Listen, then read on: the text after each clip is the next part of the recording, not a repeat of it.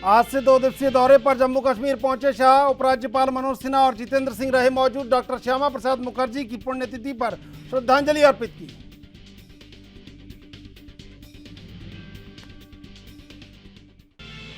पटना में विपक्षी एकता की महाबैठक। नीतीश के बुलावे पर पहुंचे 15 विपक्षी पार्टियों के नेता। राहुल बोले साथ मिलकर बीजेपी को हराने जा रहे हैं।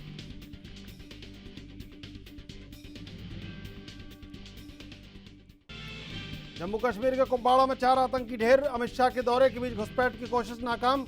10 दिन में 11 आतंकी मारे।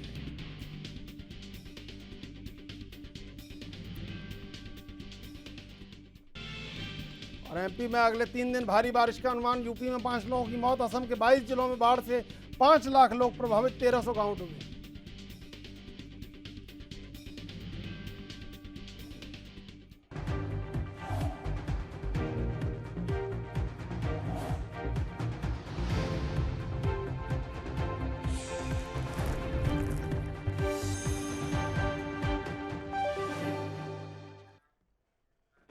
नमस्कार, आप देख रहे हैं उत्तराखंड का महासंग्राम और मैं हूं आपके साथ चंद्रशेखर।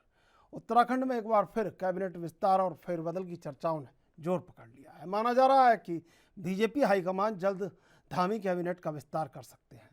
सीएम धामी कैबिनेट में पिछले 1.25 साल से 3 मंत्रियों के पद खाली चल रहे हैं। इसी साल अप्रैल माह में कैबिनेट मंत्री चंदन रामदास के आकस्मिक निधन के बाद एक अन्य पद रिक्त हो चुका है। फिलहाल उनके सभी विभाग मुख्यमंत्री पुष्कर सिंह धामी स्वयं संभाल रहे हैं। कैबिनेट विस्तार का समय जैसे जैसे लंबा खिंच रहा है तो बीजेपी विधायकों की भी बेचैनी बढ़ती जा रही है। उत्तराखंड में एक बार फिर कैबिनेट विस्तार और फेरबदल को लेकर चर्चाएं तेज हो गई हैं। बता दें कि बीजेपी हाईकमान जल्द धामी कैबिनेट का विस्तार कर सकता है, तो वहीं कैबिनेट विस्तार का समय जैसे जैसे लंबा खिंच रहा है तो बीजेपी विधायकों की बेचैनी बढ़ती जा रही है। इधर कैबिनेट विस्तार और 2 से 3 मंत्रियों की छुट्टी की चर्चाएं फिर शुरू हो गई हैं। वहीं कई मंत्रियों की छुट्टी वाली बात पर बीजेपी का कहना है कि वर्तमान में सभी कैबिनेट मंत्री सरकार के साथ तालमेल मिलाकर काम कर रहे हैं, इसीलिए किसी भी मंत्री की कैबिनेट से छुट्टी होने का कोई औचित्य नहीं है। वो बाहर का रास्ता भी उन्हें दिखाया जाए। नहीं, बिल्कुल नहीं। सब सरकार बेहतर ढंग से काम कर रही है। कैबिनेट रोज नए फैसले लेती है। जब भी कैबिनेट की बैठक होती है, उत्तराखंड के विकास के लिए, उत्तराखंड के जनता के सरोकारों के लिए, उत्तराखंड के लोगों के बेहतरी के लिए हम सब हमारी कैबिनेट फैसला लेती है। निश्चित रूप से सारे कैबिनेट मंत्री बेहतर ढंग से अपने अपने विभागों में काम कर रहे हैं। आपको बता दें कि धामी कैबिनेट में 4 पदों के लिए कई नाम तैर रहे हैं। इनमें जातीय समीकरणों और महिला और युवा के हिसाब से अंदाज लगाए जा रहे हैं। सियासी हलकों में तैर रही अटकलों के मुताबिक धामी मंत्रिमंडल में बदलाव के बजाय विस्तार की ज्यादा संभावनाएं जताई जा रही हैं। चर्चा ये भी है कि बीजेपी हाईकमान ने सीएम धामी से उनके मंत्रियों का रिपोर्ट कार्ड मांगा है। वर्तमान मंत्रिमंडल में हरिद्वार, चमोली, रुद्रप्रयाग, उत्तरकाशी, बागेश्वर, पिथौरागढ़ और नैनीताल जिलों का प्रतिनिधित्व नहीं है। अगले साल लोकसभा चुनाव होने हैं। ऐसे में राज्य की 5 सीटों पर हैट्रिक बनाने की चुनौती भी बीजेपी संगठन और सरकार के सामने है। वहीं कांग्रेस के मुताबिक धामी कैबिनेट में नए चेहरों के शामिल किए जाने से प्रदेश के विकास में कोई खास फर्क नहीं पड़ेगा। देखिए, उनका इंटरनल मैटर है। मुझे नहीं लगता कि जनता को इससे कोई लाभ होने वाला है। जो पहले मंत्री वो कौन सा जनता के हित के कार्य कर रहे हैं। नहीं तो G20 में एक नया गांव नहीं सजाया संवारा जाता। जो 5 गांव एक सांसद ने गोद लिए थे मोदी जी के कहने पे, उनमें से एक गांव तो कम से कम इस लायक बनता इन 4.5 पौने 5 साल में, जिस पर G20 की टीम को ले जाया जा सकता। तो इसलिए बीजेपी का कौन मंत्री आ रहा कौन जा रहा कोई फर्क नहीं पड़ता। जिस सरकार के 2 मंत्री जो सबसे आवश्यक हैं, स्वास्थ्य मंत्री और टूरिज्म मिनिस्टर, वो 4 धाम यात्रा में गायब रहे हों, उनके लिए कर्नाटका का चुनाव या कहीं प्रवचन देना ज़्यादा महत्वपूर्ण हो, अपने प्रदेश की 4 धाम यात्रा से ज़्यादा महत्वपूर्ण ये चीज़ें हो, तो उस प्रदेश की सरकार और उनके मंत्रियों का कोई लाभ जनता को नहीं होने वाला। ये मंत्री बनाए या ना बनाए, उससे जनता को कोई राहत नहीं होने वाली, इसलिए कोई टिप्पणी नहीं। यूं तो धामी कैबिनेट के लिए कई नाम तैर रहे हैं, लेकिन नामों में पहला नंबर उमेश शर्मा रायपुर विधायक, विनोद चमोली धर्मपुर विधायक, विकास नगर से तेज तर्रार और अनुभवी विधायक मुन्ना सिंह चौहान, मदन कौशिक हरिद्वार विधायक, खजान दास राजपुर रोड विधायक, इसके अलावा देवप्रयाग विधायक विनोद कंडारी, रुद्रप्रयाग विधायक भरत सिंह चौधरी, केदारनाथ विधायक शैला रानी रावत, फकीरा राम टंपा समेत कई नाम रेस में हैं। अब देखने वाली बात ये होगी कि मंत्री का ताज बीजेपी अपने किन विधायकों के सिर पे सजाती है। एएनबी न्यूज के लिए देहरादून से तारिक अंसारी की रिपोर्ट।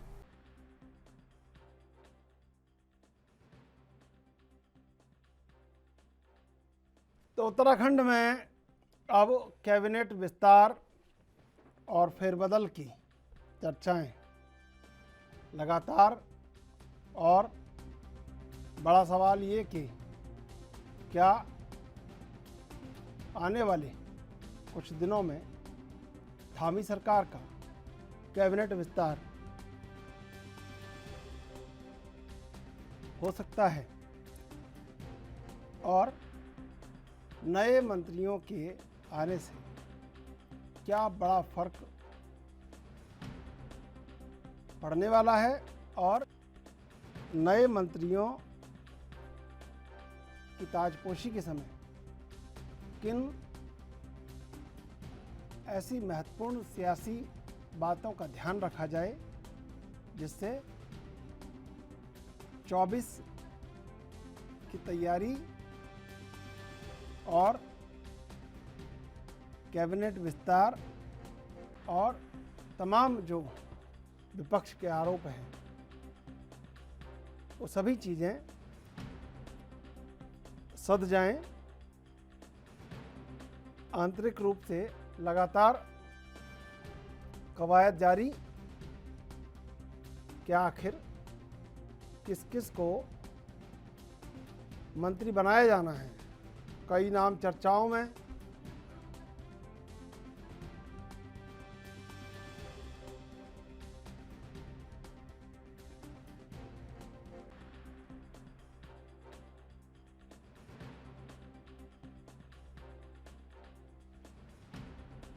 महत्वपूर्ण सवाल ये कि कैबिनेट विस्तार से कहीं ना कहीं जहां एक और धामी सरकार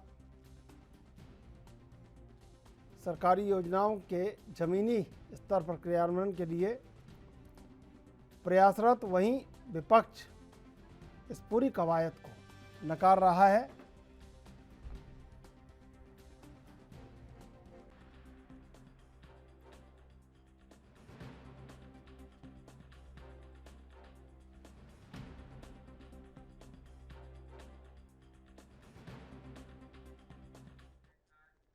उत्तराखंड महासंग्राम में इसी पर चर्चा करेंगे। 3 मेहमान हमारे साथ मौजूद हैं।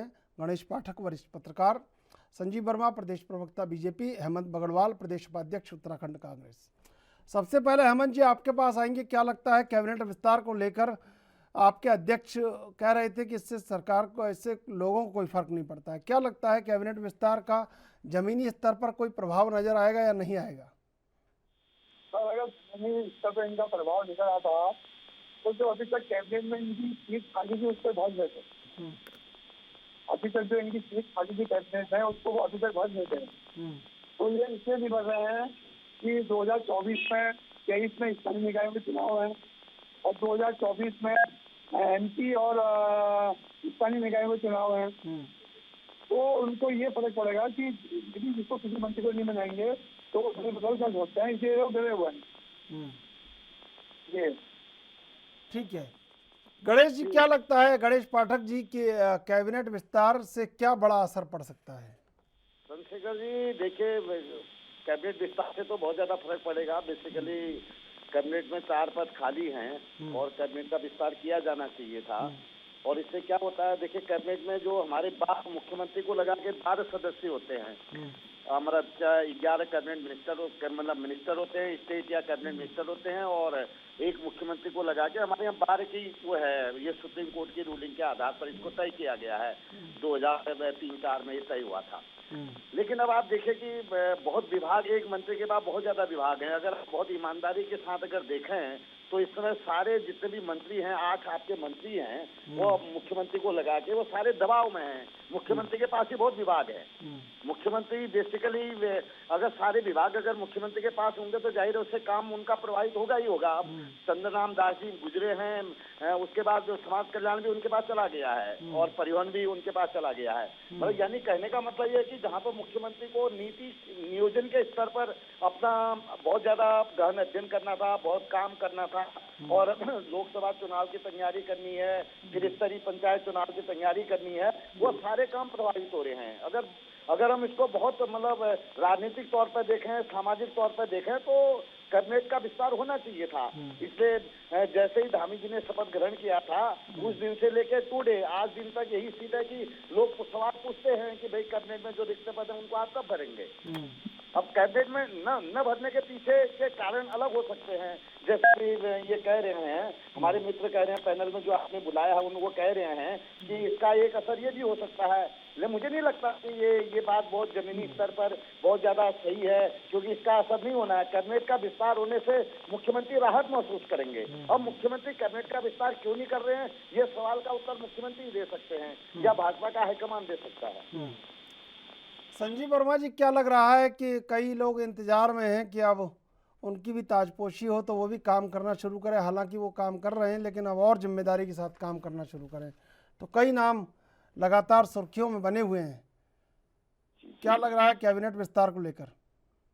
त्रिशूल जी, देखिए, बहुत ही जल्दी कैबिनेट विस्तार भी होगा। बहुत ही जल्दी जितने हमारे खाली पद हैं वो भी भरे जाएंगे, और थोड़ी सी धैर्य और थोड़ा प्रतीक्षा की आवश्यकता है। और ये माननीय मुख्यमंत्री जी का विशेषाधिकार है, वो उचित समय पर उचित निर्णय लेंगे। और विषय कैबिनेट विस्तार का तो एक अलग ही है, किंतु हमको विशेष चर्चा ये करनी चाहिए कि सरकार काम किस तरह का कर रही है, क्योंकि जिस तरह से विपक्ष लगातार नेगेटिव पिच पर ही खेलना पसंद करता है, उनको विकास कहीं दिखाई नहीं देता। वो ना तो उनको डबल इंजन के कार्य दिखाई दे रहे हैं, ना उनको सरकार का कोई उपलब्धि दिखाई दे रही है। मैं तो अपने कांग्रेस के मित्रों से कहता हूं कि डबल इंजन की सरकार 2012 से 2014 तक आपके पास भी थी, और डबल इंजन की सरकार 2014 के बाद से अभी तक हमारे पास भी है। आप अपने काम कंपेयर कर लीजिए, जो काम 2012 से 14 तक हुए और बाकी 2014 के बाद से जितने काम हुए हैं, और माननीय मुख्यमंत्री जी का और माननीय प्रधानमंत्री जी का जो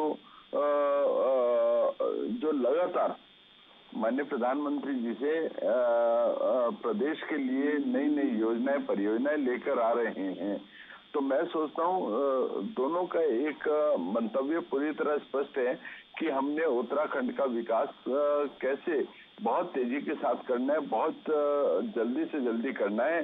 जिस प्रकार से माननीय मुख्यमंत्री जी ने विजन 2025 की दिशा में बहुत तेजी के साथ लगातार कदम आगे बढ़ाए हैं, और ऐसे में उत्तराखंड पूरे भारतवर्ष का एक सर्वश्रेष्ठ राज्य बने, इस दिशा में लगातार हमारे यहाँ काम कर रहे हैं। चाहे इंफ्रास्ट्रक्चर की योजनाएं, परियोजनाएं हो, जहां हम 150 लाख करोड़ रुपए की जो इंफ्रास्ट्रक्चर को डेवलपमेंट करने की योजना, परियोजना इस समय उत्तराखंड में चल रही हैं, जिसमें आप ऑल वेदर रोड हो, कर्णप्रयाग रेल परियोजना हो, चाहे दिल्ली देहरादून एक्सप्रेस हाईवे, ये मैं मोटी मोटी चीजें आपको गिनवा रहा हूँ, चाहे रोपवेज केदारनाथ और हेमकुंड साहिब के रोपवेज हो, सरकुंडा देवी माता का रोपवे पूरी तरह तैयार हो चुका है, ऑपरेशनल है, और अभी देहरादून से मसूरी तक का भी एक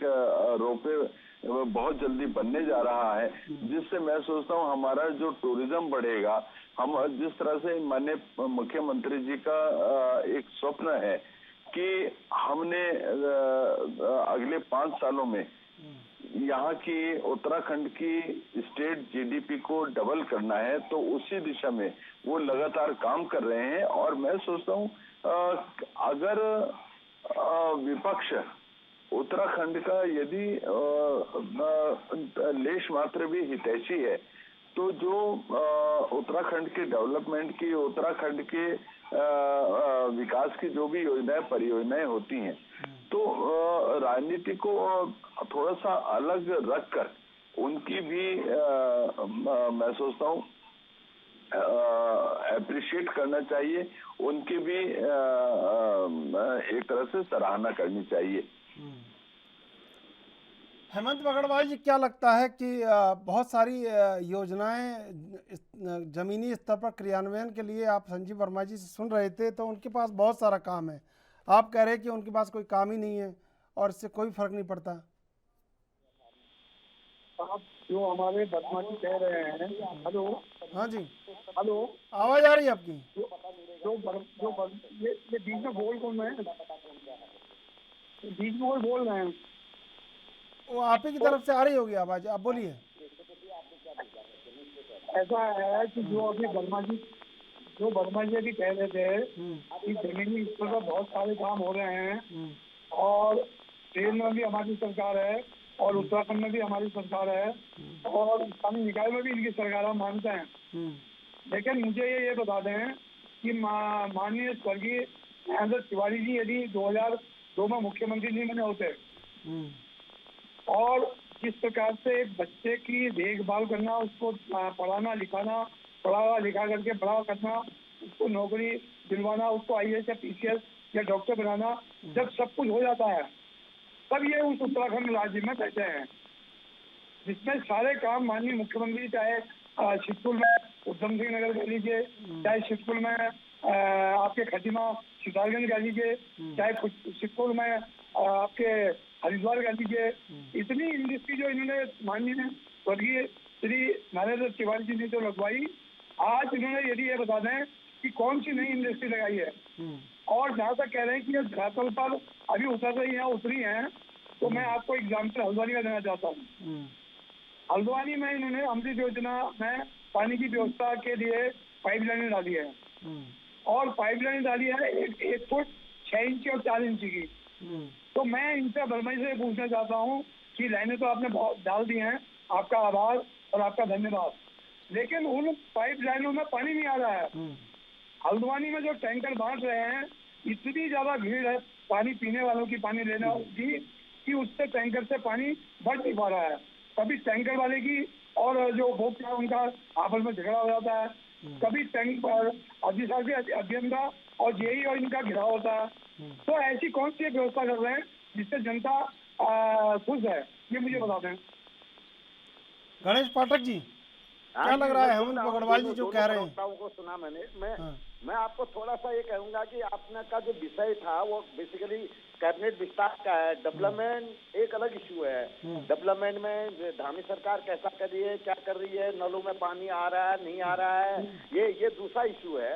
बेसिकली कैबिनेट में ये कैबिनेट का विस्तार क्यों नहीं कर रहे हैं? इनके जो प्रवक्ता हैं बीजेपी के, जो इनसे पूछा जाना चाहिए कि ये प्रवक्ता का मतलब जो इनको कैबिनेट का विस्तार करने उनमें अड़चन क्या है इनको। ये ठीक है, मुख्यमंत्री का विशेषाधिकार है, चयन का विशेषाधिकार है, लेकिन कैबिनेट तो होनी है पूरी। कैबिनेट जो है, अगर पूरी कैबिनेट नहीं होगी तो सरकार कैसे चलेगी, सरकार कैसे काम करेगी, मतलब कैसी चीजें मतलब मॉनिटरिंग होंगी। या सरकार कहे कि उत्तराखंड में जो है केवल 8 ही मंत्रियों की जरूरत है, ज्यादा मंत्रियों की जरूरत नहीं, हम नहीं बनाएंगे।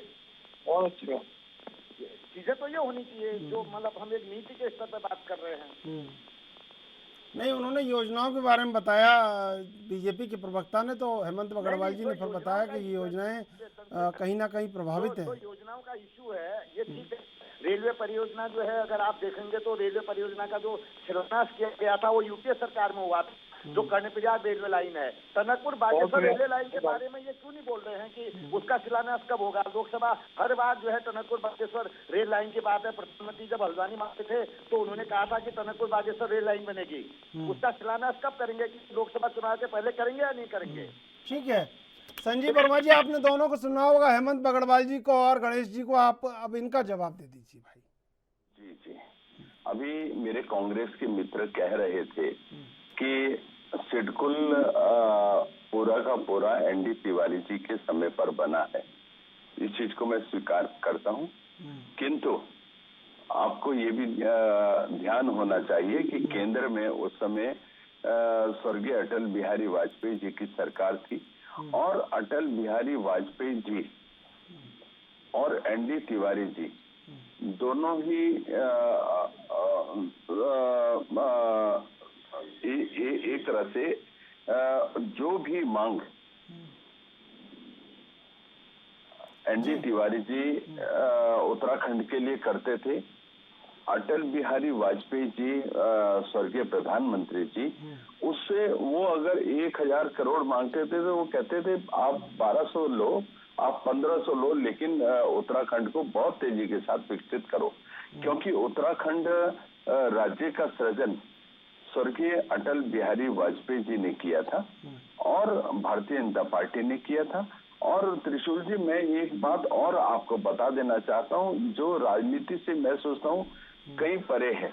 जिस प्रकार से हमारे कांग्रेस के मित्र लगातार एक तरह आलोचनात्मक ही इनका रवैया रहता है, एप्रिसिएशन का रवैया इनका कभी रहा नहीं है और कभी रहेगा भी नहीं। किंतु आप ये देखिएगा, उस समय उत्तराखंड में कांग्रेस की सरकार थी, केंद्र में हमारी भारतीय जनता पार्टी की सरकार थी। उसके बाद भी एक बड़ा मन दिखाते हुए अटल बिहारी वाजपेयी जी ने उत्तराखंड को विशेष राज्य का दर्जा दिया, उत्तराखंड को 1000 करोड़ का औद्योगिक पैकेज दिया और साथ ही जितनी भी आज आप इंडस्ट्रीज देख रहे हैं वो चाहे सिडकुल की हो चाहे अन्य क्षेत्रों की हो, उनके लिए जो तमाम आर्थिक विकास के बात थी, तो वो जो फंड्स एक तरह से मुहैया कराए जाने थे वो भी पूरी तरह से अटल बिहारी वाजपेयी जी की सरकार के द्वारा मुहैया कराए गए। और जैसे ही 2004 के बाद कांग्रेस की सरकार सेंटर में आई, इन्होंने जो विशेष राज्य का दर्जा था उसको छीनने का काम किया। इन्होंने 1000 करोड़ के जो औद्योगिक पैकेज उत्तराखंड को मिला था उसको छीनने का काम किया। ये उत्तराखंड के विरोधी है, उत्तराखंड के हितैषी ये कभी रहे नहीं और भगवा विरोधी विशेष तौर से हैं। जिस तरह से जब चारधाम यात्रा के ऊपर हाईकोर्ट चले गए कोरोना काल के तुरंत बाद में, जब चारधाम की यात्रा आरंभ होने वाली थी, इन्होंने ये हाईकोर्ट चले गए, यात्रा को स्थगित कीजिए। जब कांवड़ यात्रा आरंभ होनी थी तो ये हाईकोर्ट चले गए कि कांवड़ यात्रा को बंद कीजिए। नहीं, गणेश पाठक जी ये कह रहे हैं कि कैबिनेट का विस्तार पर भी चर्चा होनी चाहिए।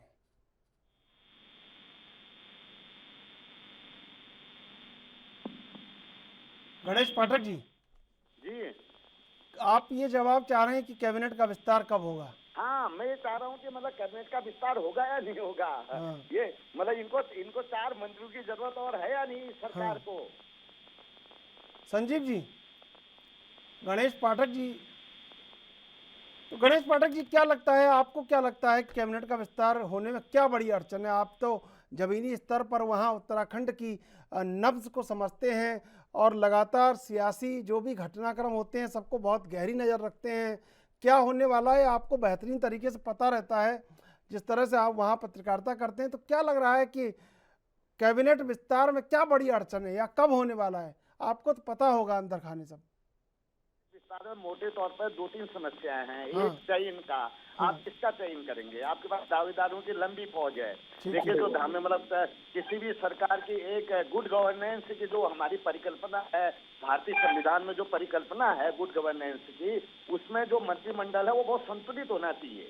वो क्षेत्र के आधार पर संतुलित होना चाहिए, जाति के आधार पर संतुलित होना चाहिए, उसको एक संतुलन होना चाहिए उसमें कैबिनेट में। जब तक कैबिनेट में संतुलन नहीं होगा तो एक गुड गवर्नेंस की परिकल्पना नहीं होती है। दूसरी जो लेकिन अब दिक्कत क्या है कि आप कहीं किस का करेंगे? आपके पास कहीं एक अनाथ 100 बीमार वाली सीट है। ये तो स्थिति है, उस स्थिति के एक कारण तो ये है। दूसरा, आपने अभी तक दायित्व का बंटवारा नहीं किया है। कई बार आपने अखबारों के सुर्खियों में देखा होगा कि दायित्व अब बढ़ रहे हैं, ये बढ़ रहे हैं। बीच में एक फर्जी सूची भी वायरल हो गई थी सोशल मीडिया में। दायित्व का बंटवारा भी नहीं हो रहा है। तो मतलब ये और दायित्व का बंटवारा भी क्यों नहीं हो रहा है, ये भी थोड़ा ज्यादा समझना होगा इसको। तीसरी बड़ी बात जो है, बीजेपी का एक जो एजेंडा है वो मितव्ययिता का है। मितव्ययिता का एजेंडा ठीक है, क्योंकि आप एक मंत्री को अगर आप देखेंगे तो करीब 4-5 लाख का प्रति माह उस पर खर्च हो जाता है। मतलब सरकार की बचत तो हो रही है, लेकिन ये बचत ज्यादा नुकसानदेह हो रही है कि जो काम प्रभावित हो रहा है। अगर एक मंत्री के पास अगर 20-22 विभाग हो जाएंगे, मुख्यमंत्री के पास ज्यादा विभाग हो जाएंगे, तो उनका जो काम करने का तौर तरीका होगा वो बहुत ज्यादा प्रभावित हो जाएगा। क्योंकि आप वॉच नहीं कर पाएंगे, फाइलों की स्टडी नहीं कर पाएंगे, आप नीति का निर्माण नहीं कर पाएंगे, आप नियोजन के स्तर पर काम नहीं कर पाएंगे, इम्प्लीमेंटेशन पर आप काम नहीं कर पाएंगे। तो ये सारी चीजें हैं। बाकी जो इक्वेशन है, जो पॉलिटिकल इक्वेशन है, वो आपका त्रिस्तरीय पंचायत चुनाव हो सकता है, निकाय का चुनाव हो सकता है, लोकसभा का चुनाव हो सकता है कि कहीं अगर आपने मंत्रियों का चयन किया, विद्रोह हो गया तो उससे उनका राजनीतिक असर पड़ेगा, उसका ये भी एक असर हो सकता है। लेकिन जहां पर आपका प्रचंड बहुमत है, आप एक प्रचंड बहुमत की सरकार चला रहे हैं, तो उसमें विद्रोह कोई मायने नहीं रखता है। हमारी तो राय में मुख्यमंत्री जी को जल्दी इसका विस्तार करना चाहिए। नहीं, लेकिन आपने बहुत चार चीजें बहुत जो पोस्टमार्टम कर दिया कि कैबिनेट का विस्तार क्यों नहीं हो पा रहा है, और ये इन चीजों को सुलझाना बहुत जरूरी है। संजीव जी, आवाज सुन रहे हैं आप मेरी? हेमंत बगड़वाल जी, आपने सुना होगा गणेश पाठक जी को, एक एक चीज उन्होंने बता दी है।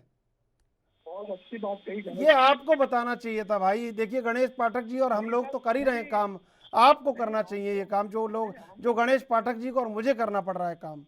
नहीं, मैं आपको ये बताना चाहता हूँ, एक्चुअल आपने बीच में ही कट कर लिया हो, मैं बता ही रहा था आपको। अरे पर आप देखिए ना, गणेश पाठक जी ने कितने विस्तार से और कितने सूक्ष्म विश्लेषण किया है कैबिनेट विस्तार का। आप उनकी तारीफ कीजिए, कितना अच्छा उन्होंने बताया है। बात कही है, हम लोग कह ही रहे हैं। हाँ, हम तो ये भी कह रहे हैं कि इनके जो 4 कैबिनेट मंत्री बनने हैं, ये हमने आपसे पहले भी कहा, ये इसलिए नहीं बना रहे हैं कि आने वाला स्थानीय निकाय चुनाव है, चाहे नगर निगम का चुनाव हो, चाहे नगर पालिका का हो, चाहे नगर पंचायत का हो, तो ये सोच रहे हैं कि यदि हमने कैबिनेट मंत्री बना दिए और लोग नाराज, हमारे विधायक नाराज हो गए, तो कहीं ऐसा ना हो कि स्थानीय निकाय और 2024 के लोकसभा चुनाव में इसका फर्क पड़ जाए। अभी हमारे बीजेपी वाले कह रहे थे साथी कि भाई 2004 तक अटल बिहारी वाजपेयी जी ने इतना पैसा दिया और फलाने ने इतना पैसा दिया और तब यहाँ तिवारी जी ने काम किया। तो मैं इनसे पूछना चाहता हूँ कि 2007 तक बीजेपी कांग्रेस की सरकार रहेगी उत्तराखंड में, और उत्तराखंड राज्य जो बनाया है वो कांग्रेस ने और यूकेडी वाले ने बनाया है, ये तो उसमें भी आगे नहीं आए। जब 2000 में कांग्रेस की और यूकेडी ने उत्तराखंड राज्य बना दिया, तो ये कह रहे हैं कि उसको विशेष राज्य का दर्जा देने की बात थी। तो अगर विशेष राज्य का दर्जा देने की बात थी तो आपने उसकी घोषणा क्यों नहीं की कि भाई विशेष राज्य का दर्जा घोषित किया था, कैबिनेट पास कर लेते हैं, तो कैसे खेती कर सकते थे? तो ये तो इनकी कथनी और करनी में फर्क है। और जहाँ तक विकास की बात कर रहे हैं, तो हल्द्वानी में इतना बड़ा स्टेडियम स्वर्गीय इंदिरा हृदय जी द्वारा बनवाया गया, माननीय पूर्व मुख्यमंत्री श्री हरीशचंद्र सिंह रावत जी द्वारा बनाया गया, और एक जू घर बनाया गया जो कि हल्द्वानी का एक अच्छा खासा पर्यटन स्थल होता, और ISBT की भी टेंडर हो गए, उसमें 1.5 करोड़ रुपया सैंक्शन भी हो गया, ये भी गया। लेकिन आज इनको 2 कार्यकाल इनके हो गए हैं, 2017 से 22 और 22 से आगे। तो ये मैं इनसे पूछना चाहता हूँ कि ISBT क्यों नहीं पूरा बना, और गोलाबार में दूसरी बात जो है स्टेडियम क्यों नहीं उसको ठीक ठाक कराया गया, और 2018 में जो नेशनल गेम्स होने वाले थे 2 गेम्स, वो इन्होंने क्यों देहरादून में करा दिया। तो मैं तो इनसे ये भी पूछना चाहता हूँ। और जहाँ तक कैबिनेट का विस्तार का प्रश्न है या राज्य दायित्वधारी का प्रश्न है, ये घबराए हुए हैं, ये स्थानीय निकाय चुनाव से भी घबराए हुए हैं, ये 2024 में लोकसभा के चुनाव से भी घबराए हुए हैं। तो मैं तो इनसे पूछना चाहता हूँ कि ये 26 नहीं, बताएं 24। कि क्यों नहीं कर रहे हैं। चलिए ठीक है संजीव वर्मा जी, देखिए गणेश पाठक जी ने बड़ा अच्छा विश्लेषण किया इस बात का कि कैबिनेट विस्तार के लिए प्रमुख जो समस्याएं वो क्या हैं। उन्होंने कहा दावेदारों की लंबी फौज है, संतुलित मंत्रिमंडल रखना है, दायित्व का बंटवारा करना है और मितव्यय से सरकार को चलाना है। बहुत अच्छा विश्लेषण किया है, पोस्टमार्टम कर दिया जवाब, मतलब ये वाकई काबिल तारीफ है। पत्रकार से अगर सवाल पूछा जाए तो आप देख लीजिए गणेश पाठक जी जैसे पत्रकार जो बिल्कुल एकदम कड़ी निगाह रखते हैं सरकार के अंदर बाहर, वो किस तरह विश्लेषण करते हैं, एक एक चीज का विश्लेषण कर दिया उन्होंने कि आखिर बड़ी क्या समस्या है, क्यों नहीं बन पा रहा है। मेरा सवाल था उनसे कि क्यों नहीं बन पा रहा है, तो उन्होंने बिल्कुल बारीकी से इसका पोस्टमार्टम कर दिया कि ये हो जाएगा तो बन जाएगा। त्रिशूल जी वो कांग्रेस के दूसरे प्रवक्ता का रोल प्ले कर रहे थे, क्योंकि आज आपने दो प्रवक्ता बिठा रखे हैं। देखिए उन्होंने कटघरे में खड़ा नहीं किया, वो भाषा में कांग्रेस की बोल रहे हैं। नहीं, उन्होंने बहुत संतुलित बात की। हमारी पार्टी त्रिशूल जी, हमारी पार्टी पूरी तरह से अनुशासित पार्टी है। हमारी पार्टी पूरी तरह से 2023 के निकाय चुनाव और 2024 के लोकसभा चुनाव की तैयारियों में पूरी तरह से जुटी हुई है। जिस तरह से आप देखते हैं महाजनसंपर्क अभियान में 30 मई से लेकर 30 जून तक जो हमारा ये अभियान चल रहा है, उसमें हम लोग पूरी तरह से काम कर रहे हैं, पूरी शक्ति के साथ जुटे हुए हैं। और वहीं आप दूसरी ओर यदि कांग्रेस का पक्ष देखते हैं तो ये आपस की लड़ाई इनकी कब थमेगी और कब इनके यहाँ एक सुलहनामा होगा, ये इसी बात को लेके अभी पशुपेश में है। और मैं सोचता हूँ वो सुलहनामा भी शायद ही हो पाए। जिस तरह से इनके यहाँ एक वर्चस्व की लड़ाई लगातार चलती आ रही है और चलती रहेगी। मैं सोचता हूँ कांग्रेस जो धड़ों में बटी हुई है, ये ना अपनी पार्टी को ठीक कर पाएंगे। उत्तराखंड की तो आप बात ही छोड़ दिए, बिल्कुल उत्तराखंड से इनका दूर से दूर तक कोई लेना देना नहीं। उत्तराखंड को मात्र ये लोग एक राजनीति का अखाड़ा की भूमिका में बना के रखना चाहते हैं। उत्तराखंड के डेवलपमेंट से दूर तक इनका किसी प्रकार का कोई लेना देना नहीं है।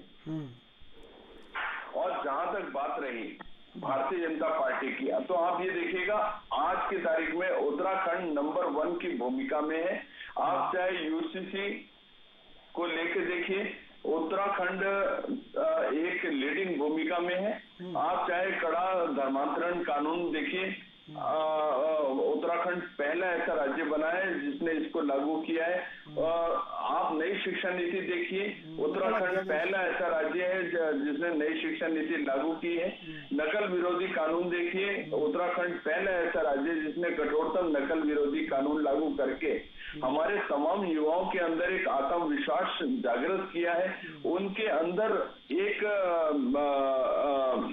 जो एक विश्वास का वातावरण बनाया कि आज के बाद आप जो भी परीक्षाएं देंगे वो पूरी तरह से फ्री एंड फेयर होंगी और किसी प्रकार से आपको नकल माफियाओं से भयभीत होने की लेश मात्र भी आशंका नहीं। जिस प्रकार से ड्रग माफियाओं को पूरी तरह से उत्तराखंड से खदेड़ने का बीड़ा जो माननीय मुख्यमंत्री जी ने उठाया है, उसमें आप देखिएगा हम हर एक जितने भी हमारी योजनाएं परियोजनाएं हैं, हम हर उस पे अब पूरी तरह से खरे उतर रहे हैं। जो भी वायदे हमने जनता से किए उसके ऊपर हम खरा उतर रहे हैं। चाहे 3 सिलेंडर देने की बात हो, गरीब वर्ग को हमने 3 सिलेंडर देने का काम आरंभ कर दिया है। 1 रुपए में नल हम लोग दे रहे हैं। जहां 60-70 सालों की कांग्रेस का कुशासन में बिजली का बल्ब भी जिन गांवों तक नहीं पहुंचा था, कस्बों तक नहीं पहुंचा था, आज वहां तक हम माणा जैसे सीमांत क्षेत्रों में 4G इंटरनेट सेवा लेकर पहुंच चुके हैं। बिजली, पानी, डबल लेन सड़कें और तमाम जितनी भी जरूरी आवश्यकताएं होती हैं उनकी पूर्ति करने का काम हमारी सरकार कर रही है।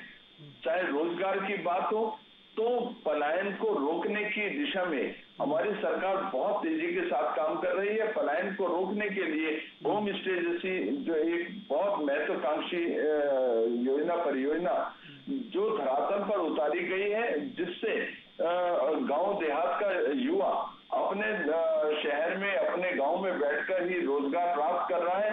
साथ ही रोजगार ही नहीं प्राप्त कर रहा बल्कि अपने साथियों को भी वहां पर रोजगार दे रहा है। जैसा माननीय मोदी जी ने कहा था, जॉब सीकर नहीं बल्कि जॉब गिवर की भूमिका में आइए, और उसी दिशा में उत्तराखंड का युवा काम कर रहा है। जहाँ यदि जैविक खेती की आप बात करें तो एक बड़ा उदाहरण और एक बड़ा गर्व का विषय है कि उत्तराखंड का चावल, उत्तराखंड का बढ़िया क्वालिटी का बासमती चावल माननीय प्रधानमंत्री जी ने अमेरिका के राष्ट्रपति जी को भेंट किया है। तो मैं माननीय प्रधानमंत्री जी का हृदय की गहराइयों से, पूरे उत्तराखंड वासियों की ओर से उनका हृदय की गहराइयों से धन्यवाद, उनका आभार व्यक्त करता हूं, जो उत्तराखंड का नाम रोशन करने का उन्होंने काम किया। किंतु कांग्रेस पार्टी इसके ऊपर भी राजनीति कर रही है। मैं सोचता हूँ शर्म आनी चाहिए कांग्रेस पार्टी को, जिनका एकमात्र उद्देश्य केवल और केवल राजनीति करना और उत्तराखंड की छवि को खराब करना। जहां एक और माननीय प्रधानमंत्री जी उत्तराखंड की छवि को और ज्यादा बेहतर करने का काम कर रहे हैं, उत्तराखंड का को एक ब्रांडिंग करने का काम कर रहे हैं। वहीं कांग्रेस के जो वरिष्ठ नेता राहुल गांधी जी अमेरिका में जाकर भारत का सर को झुकाने का काम करते हैं, भारत की छवि को खराब करने का काम करते हैं, जो कहते हैं कि यहाँ पर अल्पसंख्यकों के ऊपर जुल्म हो रहे हैं, जो कहते हैं यहाँ पर अल्पसंख्यकों का दम घुटने लगा है। तो मैं आपसे ही पूछना चाहता हूँ, यूपीए सरकार में मनमोहन सिंह जी ने कहा था देश के संसाधनों पर पहला 12% का अधिकार अल्पसंख्यकों का होगा। तो आप बताइए, आपने अल्पसंख्यकों के उच्चीकरण के लिए, उनके विकास के लिए कौन सी परियोजनाएं, योजनाएं और कौन सी नीतियां लेकर आए? आपको जवाब देना चाहिए। क्या आपका यही धर्म है कि विदेश की धरती पर फॉरेन में जाकर आप अपने देश को कोसें, अपने देश की गरिमा को ठेस पहुंचाने का काम करें? इन सारे विषयों का जवाब कांग्रेस पार्टी को देना चाहिए। और अभी जिस तरह से बड़ी बड़ी बातें कर रहे थे हमारे कांग्रेस के मित्र और दूसरे जो एक सह प्रवक्ता की भूमिका में थे, वो भी यही कह रहे थे कि औद्योगिक पैकेज दे दिया तो क्या एहसान कर दिया? अरे नहीं भैया, एहसान नहीं किया। वो उत्तराखंड से प्रेम करते हैं। भारतीय जनता पार्टी उत्तराखंड से प्रेम करती है, स्नेह करती है। उत्तराखंड राज्य भारतीय जनता पार्टी ने बनाया, उत्तराखंड उनके हृदय में बसता है। इसीलिए उत्तराखंड कैसे अच्छे से अच्छा बने। त्रिशूल जी, संघ में एक गीत गाया जाता है, तन समर्पित मन समर्पित और यह जीवन समर्पित, सोचता हूँ धरती माँ, भारत माँ और अपने राज्य के लिए भी कि और तुझको और मैं इससे ज्यादा और भी कुछ क्या दे सकता हूँ, वो भी मैं तेरे लिए करूँ। तो ऐसी भाव और ऐसी भावना को लेकर भारतीय जनता पार्टी काम करती है। हम किसी प्रकार की ऊंची राजनीति नहीं करते। ठीक है। गणेश पाठक जी, क्या लगता है कि संजीव जी को सुना होगा आपने बहुत अच्छे से, नहीं लगता कि काम सुचारू रूप से चल रहा है? कैबिनेट विस्तार या फेरबदल कोई बड़ी बाधा नहीं है? बहुत बड़ा खराब शब्द कहा। मैं उनको देखना चाहिए कि मतलब मुझे मेरी 40 साल पत्रकारिता की उम्र हो गई है और इस पत्रकारिता में मैं किसी पार्टी से जुड़ा हुआ नहीं हूँ और हमारा सच कहने का हमारा इरादा रहता है। उनको अपने शब्द वापस लेने चाहिए। उन्होंने जो मतलब लक्षण लगा रखा है गलत है। ये मतलब बहुत डिबेट में ऐसी बात नहीं की जा सकती है। नहीं, उनका वो बीच में फोन कट गया तो शायद आपका विश्लेषण नहीं सुना हो। एक बार उनको आप बता दीजिए कि मेरा जो सवाल था उसका क्या आप कहना चाह रहे हाँ, आपका सवाल था, मैं उनको हैं। एक बार संजीव जी सुन लीजिए भाई, संजीव जी सुन लीजिए एक बार गणेश पाठक जी को। मैं जो आपका सवाल था, उस सवाल के उत्तर में मैं ये कह रहा था कि जो आपके पास 12 मतलब मुख्यमंत्री को लगा के आपके 12 मंत्री होने हैं और 12 मंत्रियों का अगर आप नहीं गठन कर रहे हैं तो इसके पीछे के कुछ कारण हो सकते हैं। जो हमारी भारतीय संविधान है उसमें गुड गवर्नेंस की परिकल्पना है। आपको अपने मंत्रिमंडल में जातिगत संतुलन रखना होता है, क्षेत्रीय संतुलन रखना होता है और जो ज्योग्राफिकल मतलब जो भौगोलिक संतुलन है वो भी आपको अपने मंत्रिमंडल में रखना है। आप मतलब किसी भी सरकार को ले लीजिए, आप मोदी जी की केंद्र सरकार को ले लीजिए, उसमें भी एक संतुलन बैठाने की कोशिश की गई है और एक बहुत अच्छा संतुलन है। तो उसी संतुलन, अभी संतुलन नहीं है, कई जिले ऐसे हैं कि जहां पर नहीं बन पाए हैं। ये बना क्यों नहीं रहे हैं? इसके पीछे का रीजन ये है कि आपके पास बहुत दावेदार हैं। वो उन दावेदारों को आप कैसे मतलब उसमें रखेंगे? वो सभी को तो आप मंत्री बना नहीं सकते। आपके पास केवल 4 पोस्ट हैं और एक 100 बीमार की कहानी है। दूसरी बड़ी बात जो है, आपके साथ क्षेत्र पंचायत के चुनाव आने हैं, नगर निकाय के चुनाव हैं, लोकसभा का चुनाव है। इन चुनावों पर भी आपकी नजर है, लेकिन आपके पास प्रचंड बहुमत है। उस प्रचंड बहुमत में अगर आप अपना मंत्रिमंडल का विस्तार नहीं कर पा रहे हैं तो ये थोड़ा सा चिंताजनक है। सारे मंत्री दबाव में हैं, मुख्यमंत्री भी दबाव में हैं, उनके पास बहुत विभाग हैं। अगर सारे विभाग अगर मुख्यमंत्री अगर देखने लग जाएंगे तो जो नीतिगत स्थिति है, जो नियोजन का स्थिति है, जो इम्प्लीमेंटेशन का स्तर है, जो आपके गुड गवर्नेंस है, वो कैसे कायम होगी? हम ये नहीं कह रहे कि धामी जी की सरकार बुरी है, धामी जी अच्छी सरकार चलाते हैं, नो डाउट, लेकिन आपको मंत्रिमंडल तो विस्तार करना ही होगा और वही दायित्वों की बात है। आपने अभी तक दायित्व नहीं भरे हैं, या तो आप कह दीजिए कि भाई आपको मंत्रिमंडल की जरूरत, ज्यादा मंत्रियों की जरूरत नहीं है और ज्यादा दायित्व की जरूरत नहीं है, तो हम ये सवाल करेंगे ही नहीं। संजीव जी, जी हेमंत जी, मैं आ रहा हूँ आपके पास। बीच में मामला कुछ गड़बड़ हो गया था। गणेश पाठक जी ने जो उस बात को अलग तरीके से कहा था, लेकिन बात पहुंच नहीं पाई संजीव जी तक। संजीव जी अब पहुंच गई, अब आप बता दीजिए, जो कहना है कह दीजिए।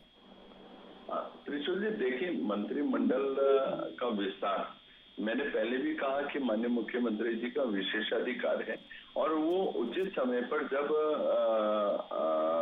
उचित समय देखेंगे और जब उनको आवश्यकता महसूस करेंगे तो बहुत ही शीघ्र जो मंत्रिमंडल का विस्तार है वो भी होगा। साथ ही जो हमारे दायित्वधारियों को कुछ दायित्व का वितरण होना है वो भी होगा, लेकिन बहुत ही शीघ्र, क्योंकि अभी हमारा महाजनसंपर्क अभियान चल रहा है। 30 जून तक इसकी अवधि पूर्ण होने वाली है। तो उसके बाद कभी भी जब उचित समय, एक उचित वातावरण मैं सोचता हूँ होगा, या माननीय मुख्यमंत्री जी जब भी उचित समय देखेंगे तो मंत्रिमंडल का विस्तार भी होगा और दायित्वधारियों को दायित्वों का वितरण भी होगा। क्योंकि भारतीय जनता पार्टी का जितना भी कार्यकर्ता है, त्रिशूल जी देखिए, एक भारतीय जनता पार्टी एक ऐसी पार्टी है जहां पर सीएम से लेके सरपंच तक तमाम जितने भी लोग हैं सभी अपने आप को एक